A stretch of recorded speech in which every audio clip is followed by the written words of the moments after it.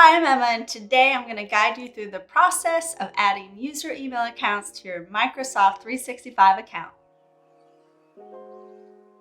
Before we dive into adding email accounts, just take a moment to think about how you would like to set up those email addresses for your business.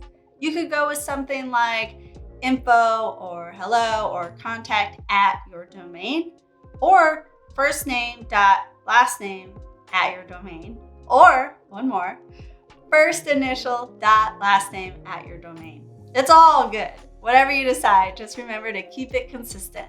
Let's see how it's done. From the Email and Office dashboard, select Add User. At this point, review the plans that are available for you and select the plan that best fits your needs. We're going to choose Email Essentials. On the Additional Options page, choose how many users you want to add and the term length. When everything looks good, continue to purchase.